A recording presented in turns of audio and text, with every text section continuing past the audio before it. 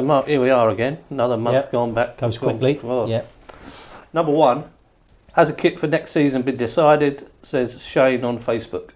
Yes, the kit was voted on, I believe, pretty much. I think it was in September, October time. We put the different options out to the fan base. They was voted upon, and they've been decided. Because you decide on those pretty early, don't you? You have to. It's like a year's lead-in time, really, from start to finish. You get just about 9 months from when the kit's chosen to when it actually turns up on sale. So, it's quite a long lead-in to get, obviously, the designs, and they come back to us with, because it never actually is the same as it is in print, if you know what I mean. So then you get them back, you get the different options, you get the different materials, and then you go from there. And obviously, by the time that, all in all, and then it goes into production, and then you've got your delivery, you're sorting out all that side of it. But so by the time from when the kit's first chosen to when it actually goes on sale, you're looking at a 9-month to a year lead time. Right, people obviously thinking about ahead to playoffs. What will the requirements be for tickets, i.e. number of games attended, length of time you've had an online account, etc. Multiple fans on social media. I think that the tickets for the playoffs will run exactly the same as what they do for a normal high demand game, i.e. the season ticket holders get the absolute priority, and then it falls down to shareholders, and then they go on sale to the general public. And Lee on Facebook gives a natural addition to that. Similarly, what will the allocation be? For the semi-finals, for the away games, it'll be like a league game, unfortunately, 10%. But the actual final itself, should we end up in the final or even end up in the playoffs in the first place, will be open for discussion with the other team and the Football League in the lead up to the final. So it really depends on who we get. If we get a potential other big club, and there are a couple of other big clubs, that are in there, with big support base, they could go 35 or whatever it will be. However, if it's a team that they don't expect is going to bring 35,000, then there is the potential for us to request more tickets, obviously, and then the other team get less. More multiple fans thinking ahead from the playoffs. When will next year's season ticket prices be revealed? Presumably there will be a difference depending on whether we're in League One or League Two, and there will, won't there?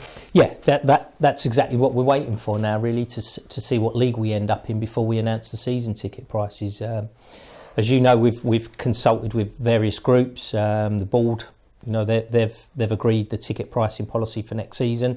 So really, we're just waiting to hit the button on the decision on what league we're going to be in. And as soon as we know that, then I dare say we'll have a week to digest what league we're in, and then the season ticket prices will be announced as quickly as possible after that.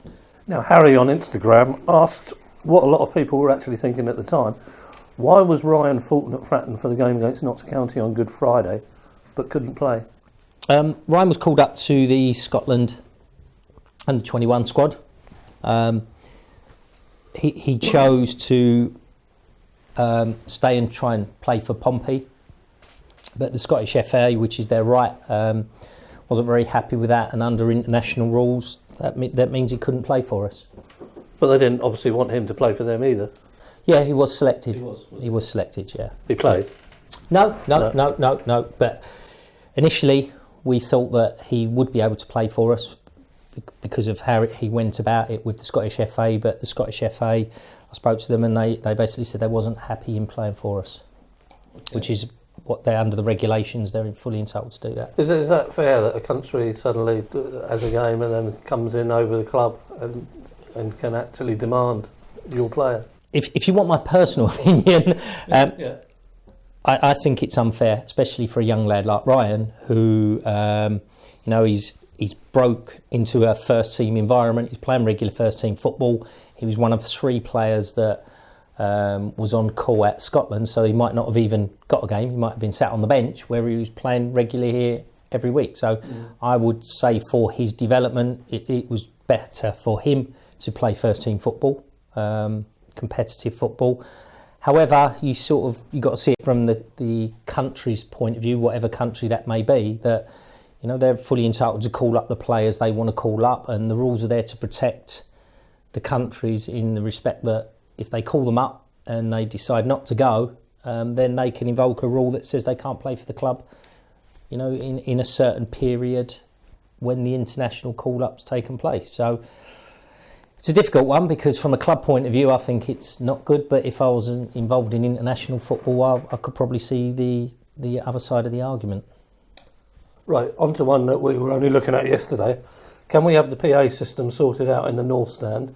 Several annoyed North Standers, and it's only recently we placated South Standers that said it was too loud. Yeah. So where is the balance? Where is the problem? Which the balance, is that a joke? It's a good one, isn't it? It's a very good joke. Sound system, yeah. As you're probably aware, during the summer, we undertook so much work and infrastructure work in the floodlights and the toilets. I mean, it was just a long list of work we done, and the floodlight and the sound system, the PA system, was on that list. It didn't get done in the summer for one reason and another, because there was just so much going on. However, we have had a survey done of the sound system, and it is on our to-do list during this summer break. Okay. Right, now fresh in our minds still, Katie did her business on Wimbledon's pitch recently, and Katie did a... Storm Katie. Did No, that was a good Storm joke Katie, keep up. I thought you were talking about little girl there on the pitch. So, jokes aside, Adrian on Facebook says, will the rearranged game be televised, and was it lack of poor organisation from them? I don't think so. Personally, it's difficult to obviously criticise another club publicly. Clubs tend not to do that, and so I'm not really going to start doing that. All I can say is they lost more than us financially. There's no guarantee that the replay will be on Sky, although possibly it will be, but there's no guarantee of that. So they stood to lose more than us financially, so I don't see why there was no effort from them to actually try and get the game on. It didn't make any sense to me. But in regards of how was it handled by them, all I can say is that I got a call up 8:30, 8:45 that morning to say there was going to be a pitch inspection at 9:15. Feel free to get it on all your social media outlets. I rang Neil Weld, and we did that as soon as we could. And as I always say, it's difficult because you want to give the game enough time to go on. I mean, it'd be interesting to see how the pitch was at 12:45, because it was very windy. There was hardly any more rain. And from what I gather, the Wimbledon pitch dries out very quickly. So in one instance, you want to give it as long as you can. But if people would have seen the pitch as it was at 8:30, 9 o'clock that morning, and they'd have tried to keep the game on for as long as possible and then made the decision later, and then you've got 1,500, 2,000 Pompey fans arriving in Wimbledon, and it gets called off an hour before the game, and then they see how the pitch look at 8:30 in the morning and say, come on, it's bloody stupid, the game should have been called off earlier in the morning. So you're sort of caught between the devil and the deep blue sea, you're damned if you do, damned if you don't, really. Because I understand it, our fee was something near £10,000. What would the home sides have been? It's about 30. Right. So there's some substantial loss for them. Exactly. And listen, I can't for a minute believe they didn't want the game on. Right, a bit of a harsh one here, so get your hat on. Michael on Facebook. Yeah. Are there any improvements planned for the sorry excuse of a Pompey shot? It's literally a Sports Direct with a Pompey corner. It's pretty much replica kit and nothing else.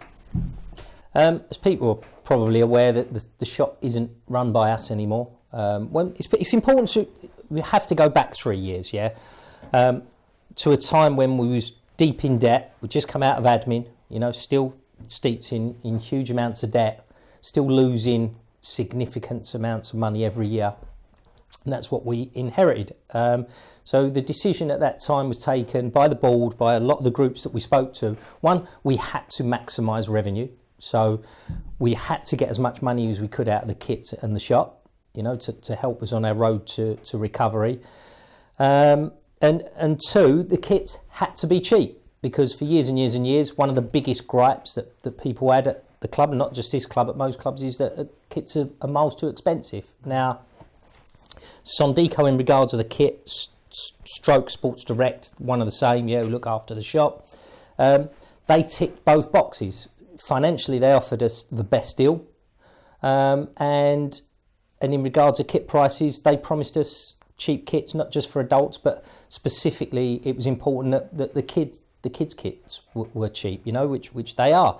I mean, if you went on the website in December in the lead up to Christmas, you could go on Sports Direct website and buy a Pompey first team home kit, this season's one, for I think it was like £23-24. I mean, that is just ridiculously cheap. You know, I mean, that is a good deal.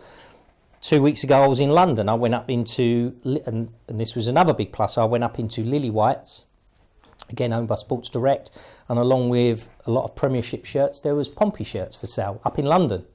You know, and actually there was a tourist buying one in front of us. So these are all massive positives, yeah. So wasn't your missus, was it? No. I think she did put it on Facebook that I got excited with someone buying a Pompey shirt. I thought that was hysterical, actually. I'm up in London and someone's buying a Pompey shirt. But listen, they're the positives. Now, I take on board the negatives. There's been issues with kit quality, which we can't hide from. You know, we've worked with Sondico and saying that this hasn't been acceptable. And in regards of the shop, if you asking me personally, there's things that I've been in there and we've gone back to Sports Direct and say, look, just isn't acceptable. And again, we are working with. Now, there's 2 seasons to go of the current deal. As I said to you before, there's a year's lead-in time. So currently, discussions have started at board level with myself and the rest of the directors there as to now what future direction do we take in regards of our kit and the shop. So that's there on the table at the minute and it is being discussed. Right, Heather on Twitter, and I'm not quite sure what she means here, but it says, why can the club not text or email us when a game has been called off? They are the ones that have the info. Well, we do, don't we? But not singularly. No, we don't do it singular. I mean, we get it out on social media and we get it out on the website. To send out a text is quite expensive, especially when you've got 90,000 people on your database. Yeah.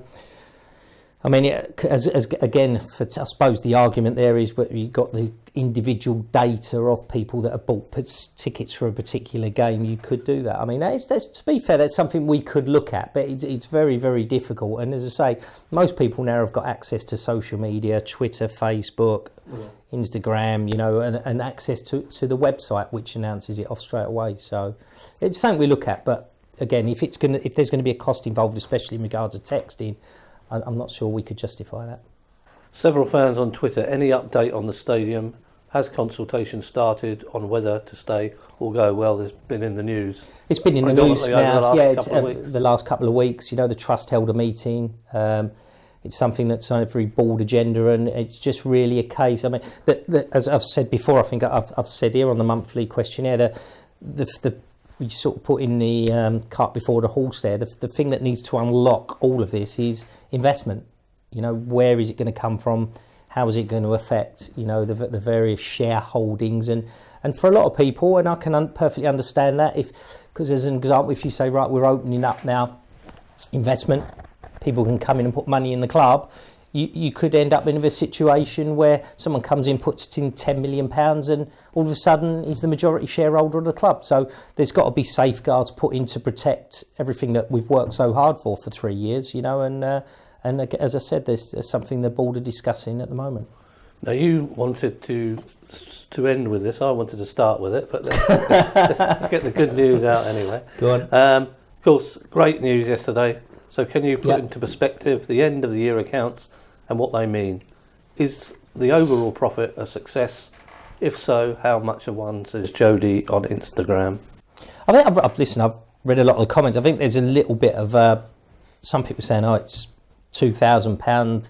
Some people saying it's £370,000. And I think the thing you've got to look at is the figure that really matters is the £360,000 operating profit.